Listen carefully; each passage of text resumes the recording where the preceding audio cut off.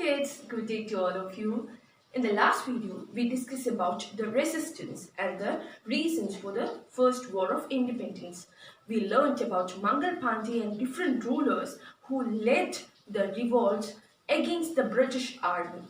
And today, we'll discuss about the reasons for the failure of the First War of Independence.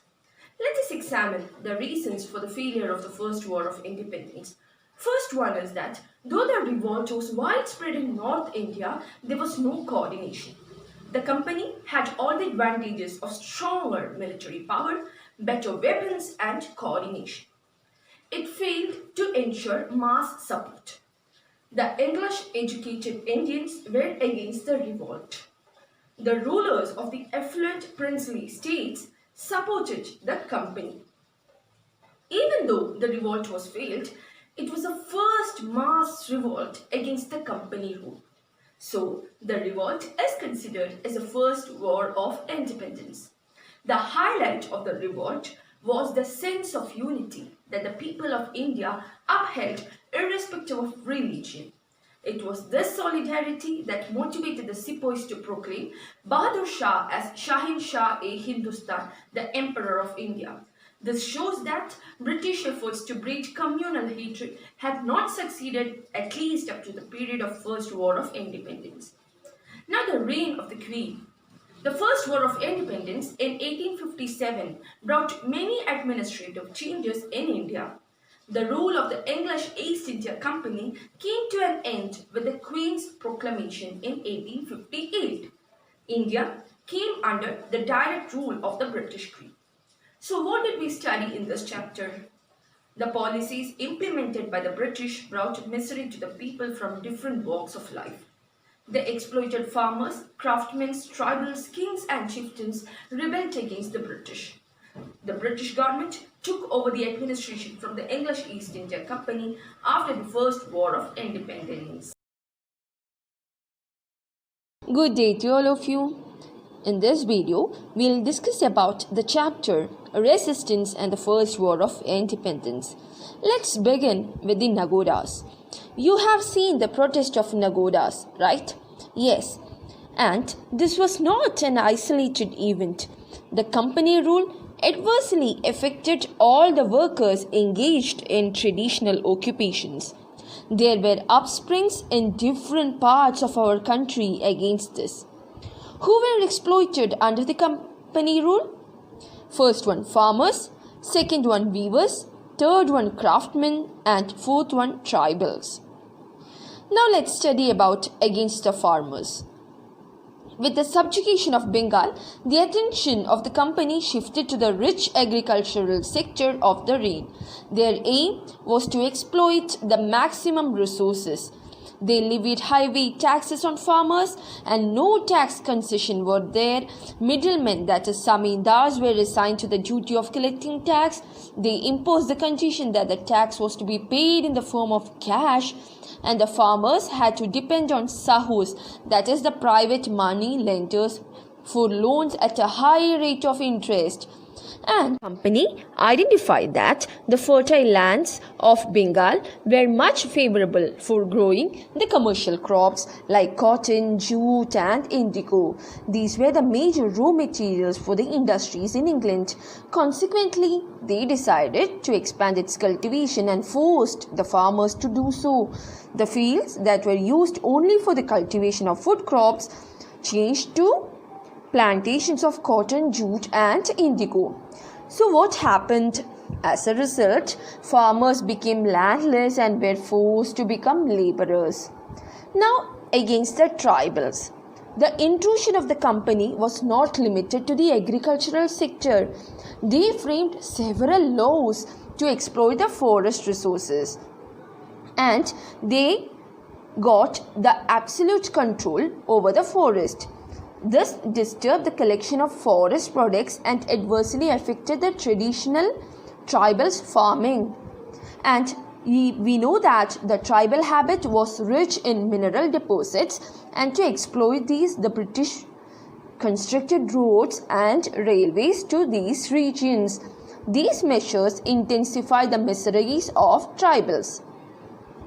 Now against the weavers. We know that the cotton cultivated became widespread in India during the company rule, right? But the handloom industry declined. The large-scale export of cotton, the raw material of the handloom industry to Britain, was the first reason. And the second one was the large-scale import of cheaper textiles manufactured in British factories. And the excessive taxes were levied on clothes made in India. These factors rendered thousands of Indian weavers jobless. Now, we have identified the major occupational groups who lost their livelihood as a result of the company rule, right? These people started rebellion against the company and Zamindars, that is the middlemen of the company. Peasant revolts started at the very beginning of the company rule. It is evident in the Sanyasi and Fakir rebellion that occurred in the end of the 18th century. In 19th century, several rebellions broke out in Malabar. Like Mappila tenants are known as the Mappila rebellions. Similar upsprings burst out in Bengal and they were known as Pazhassi rebellion. Other than that, the major tribal groups that organized rebellions were the Bhils in Maratha, the Kolis in Ahmednagar, the Kols in Chota Nagpur, the Santhals in Rajmahal Hills, the Kurchias in Wayanad. Let's begin with the Santhal rebellion. Actually, the Santhals were the inhabitants of the Rajmahal Hills and they were in Bengal province. The Santhal rebellion was the result of the exploitation they faced from the company officials and money lenders. The Rajmahal Hills witnessed the sacrifice of more than 15,000 Santhals in this rebellion. It was under the leadership of Sidhu and Kanu. And now let's discuss about other kings and chieftains who lost their power that led to rebellions. They were Raja Chait Singh of Awadh, Veerapandya Kattabomman of Tirunelveli, Marattu Pandyan of Shivaganga, Parshi Raja of Malabar, Kittur Channamma of Karnataka, Veluthambi Dhalava of Travancore, and Paliyatachan of Kochi. Let's begin with the rebellions in Kerala.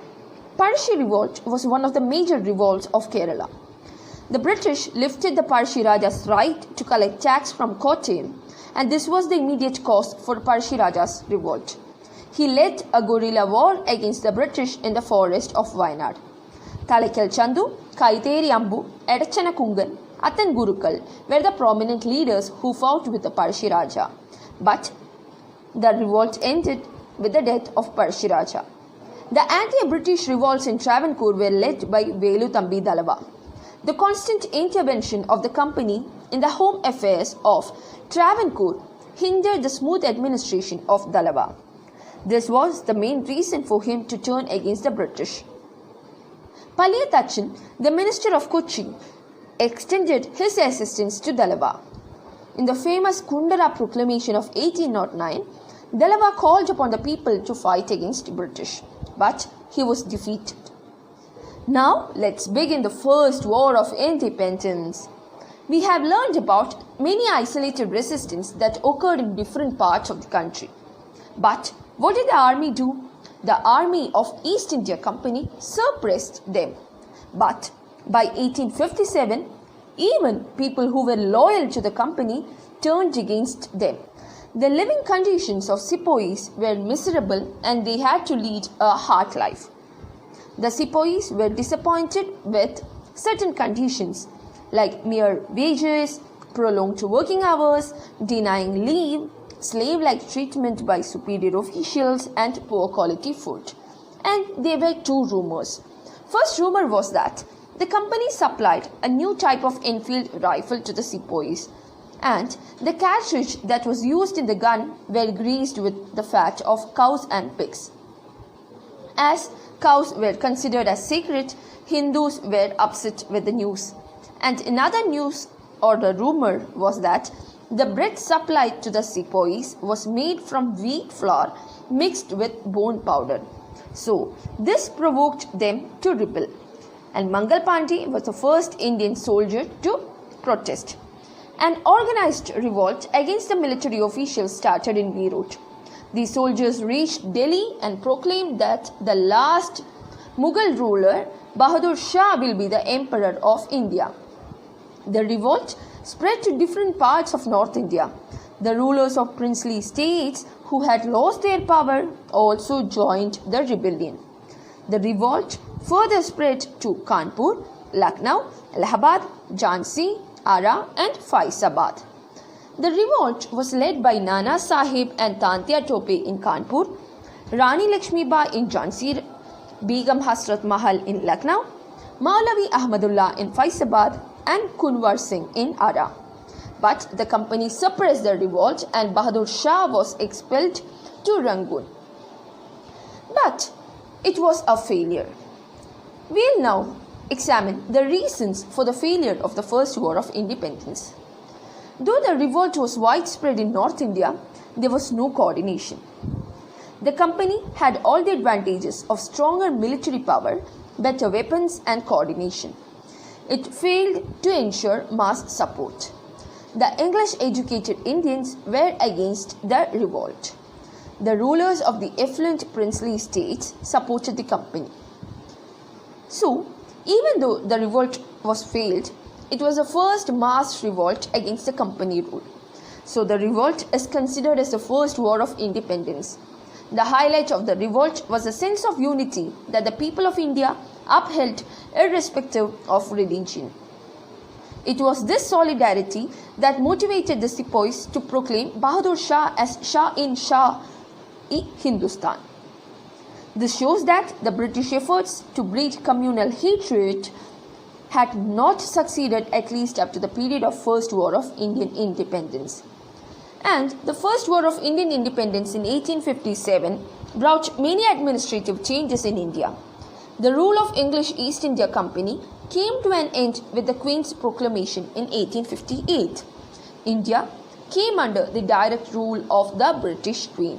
So, this is the result of the First War of Independence.